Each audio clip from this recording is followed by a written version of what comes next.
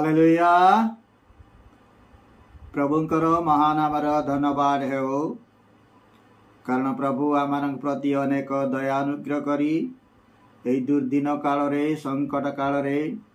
आमको दिन पर दिन मास पर मास वर्ष संख्या रे यही जगत मध्य बंचाई आनी रखिबा संगे संगे ए दिन मानकरे तांकरी पवित्र चरण तले बसी तांकर वाक्य ध्यान करिबा पई तांकर रब शुणिबा पई विशेष करी तांकर आगमनर प्रिय ज्ञान करी तांकर प्रतीक्षार जीवन काटिबा निमंते प्रभु आमानक जीवन रे अनेक समय सुयोग मान दे आछंती। हाँ प्रभुंकर प्रिय लोक माने आज परि दिन मानकरे प्रभुंक निमंते एक एक समय एक एक दिन अत्यंत गुरुत्वपूर्ण एवं अत्यंत दायित्वपूर्ण भावरे आमे जीवन काटिबा एवं अतिबाहित करिबा आवश्यक बोली मो मने करे। कारण आज जगत रे जो प्रकार भयंकर परिस्थिति पृथ्वी रे आज जो प्रकार उजाड़ उच्छन्न अराजकता अस्थिरता विशृंखला एवं मनुष्यर सामाजिक स्थिति धर्म नैतिक स्थिति एवं मनुष्यर आज पृथ्वी रे जो अर्थनैतिक स्थिति एवं नैतिकतार मूल्यबोधर स्थिति जदि आमे टिके स्थिर चित्तरे निरीक्षण करू ताले आज आमर अवस्था अत्यंत भयंकर। हाँ प्रभुंकर प्रिय लोक माने आमे वर्तमान एक भयंकर परिस्थिति मध्य दे गति करुछु। जगत रे कौनसी ठारे शांति नाई, स्थिरता नाई, समाधान नाई, प्रेम नाई, आपोष बुझामणार घोर अभाव आमे देखा पाउछु। समस्ते केवल स्वेच्छाचारी अबाध्य एवं आत्मप्रिय अजितेन्द्रिय आत्मगर्वी अहंकार एपरी परिस्थिति परिवेश मनुष्यर जीवन रे आज स्वार्थपरता लोभ अति चरम सीमारे पहुंची जाइछि। मनुष्यर नैतिकतार मूल्यबोध बोली आज मनुष्य मानक मध्य किछि ही नाही। ए प्रकार प्रतिकूल अस्वाभाविक परिस्थिति मध्य दे आमे गति करिछु। प्रभुंकर प्रिय लोक माने एहा कौन दर्शाए ना प्रभुंकर आगमन अति सन्निकट। हाँ प्रभुंकर प्रिय लोक माने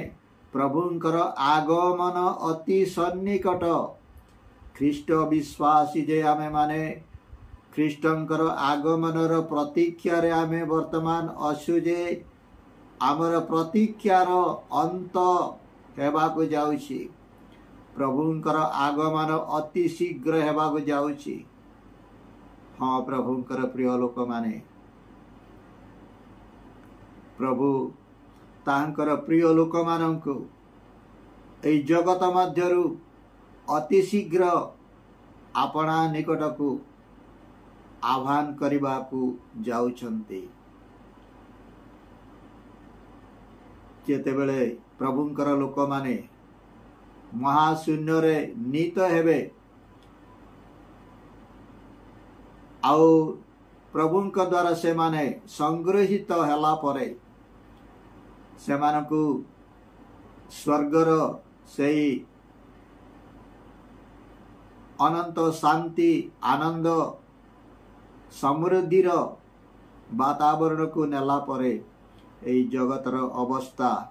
अति सांघातिक हेबाकु जीव। एई पृथ्वीर अवस्था अति दयनीय अति शोचनीय अति उजाड़ अति उच्छन्न अवस्था को गति करिबा प्रभुंकर प्रिय लोक माने एति निमंते आमे ए दिन मानकरे अति दायित्वर सहित गुरुत्वपूर्ण भाव प्रभुंक सहित लगी रहिबा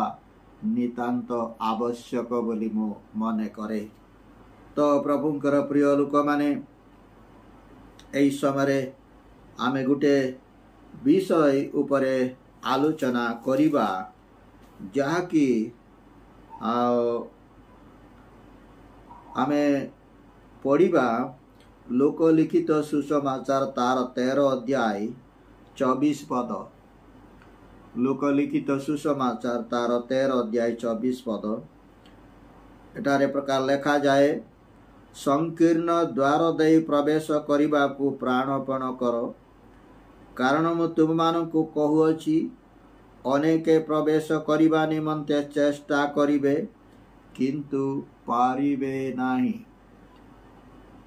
एई वाक्य उपरे आमे अल्प समय आलोचना करिबा जिबा,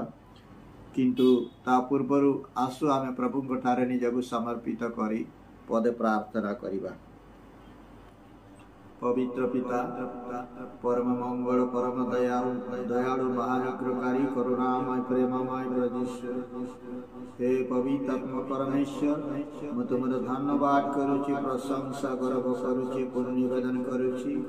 एतेबेले जो वाक्य ध्यान करिबा पई जो अंश को मनोनीत करि अछि प्रभु, से अंश को तुमर हस्तर दे निवेदन करुछि। हम तुमे भांगी दियो एवं मते तुमे शिक्षा दियो। पुणी ए दिन मुखरे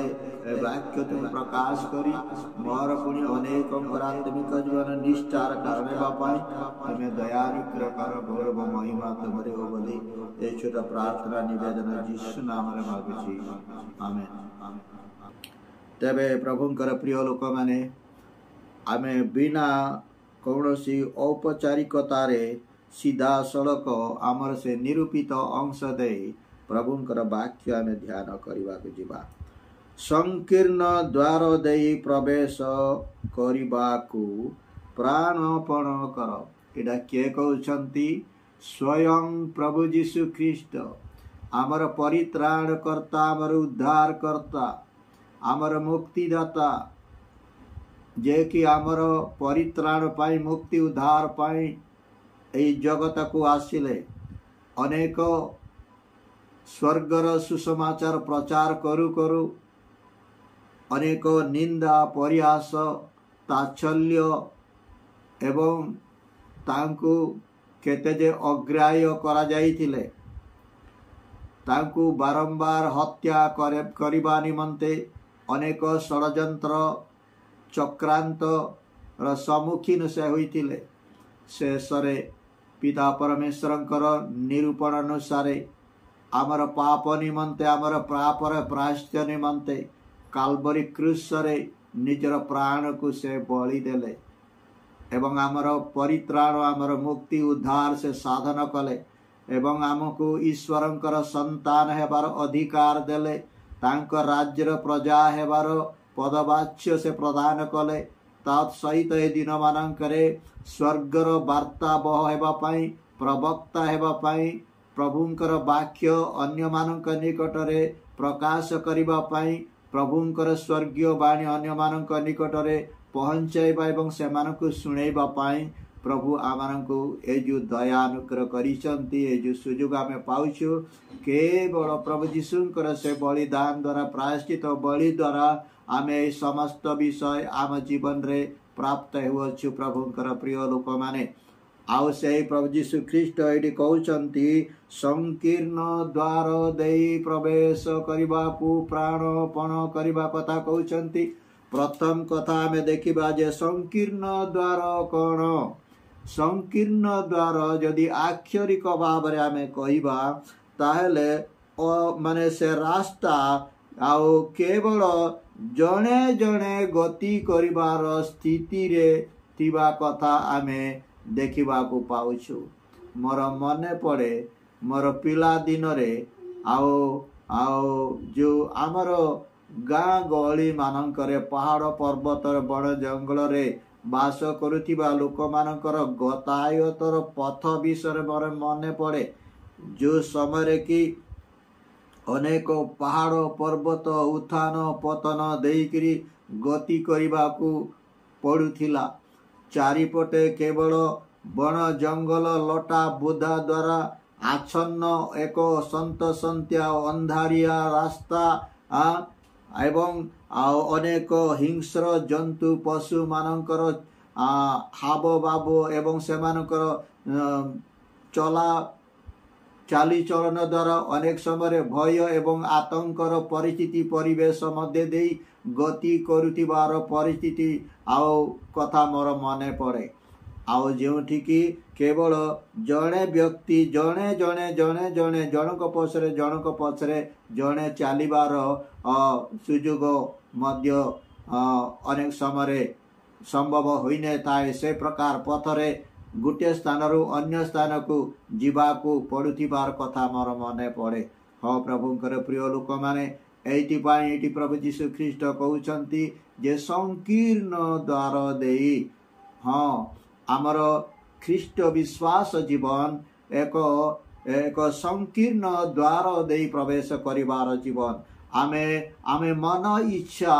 आमे जेमिति इच्छा सेमिति आमे पाद थापी पारिबा नाई आगको बढ़ी पारिबा नाई कारण आमानकर जीवनर चला पथरे पादे पादे विपद रही पादे पादे संकट रही पादे पादे समस्या रही पादे पादे आओ माने हिंस्र पूर्ण परिस्थिति परिवेश आमर जीवन चतुर्पार्श्व घेरी रही एति निमंते आमन को केते जाग्रत हेबार अछि केते सावधान हेबार अछि केते सतर्क हेबार अछि से विषयटा को बुझेबा को जाई प्रभु जीशु कहउचंती जे संकीर्ण